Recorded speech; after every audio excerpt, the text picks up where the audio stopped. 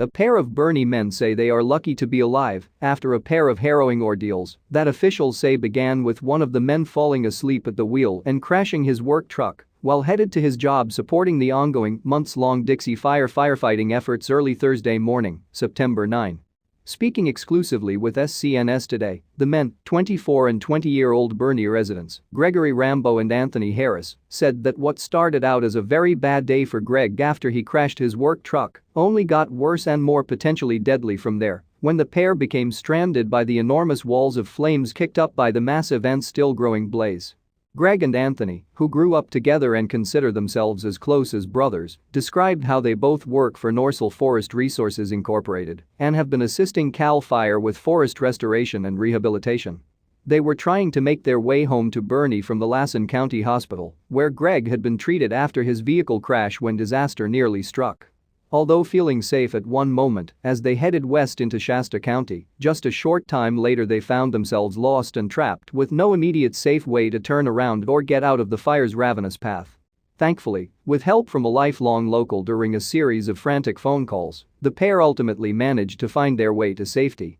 Most incredibly, while doing so they ended up leading an out-of-area fire crew and news vehicle to safety after discovering that they too had become lost and stranded while trying to navigate their way out of the fire's danger zone along the area's countless winding dirt logging and fire trails. California Highway Patrol Susanville has since said that at around 5:53 a.m., Greg was driving his company's 1997 Ford service truck eastbound on State Route 44 and was on his way to Susanville when the initial solo vehicle crash occurred. Rambo fell asleep, causing the service truck to travel across the westbound lane and into the wooded forest, CHP said of the crash, adding that the overturned truck ended up approximately 60 feet from the roadway. Although dazed and injured, Greg was able to pull himself from the wreckage of the pickup and eventually made his way back to the highway, where a passing CAL FIRE firefighter in the area to assist combating the ongoing Dixie Fire stopped to help him. He was eventually transported to Banner Lassen Medical Center for minor injuries sustained in the crash, according to CHP, who said he was likely spared from more serious injuries due to the fact that he was wearing his seatbelt when his truck overturned multiple times.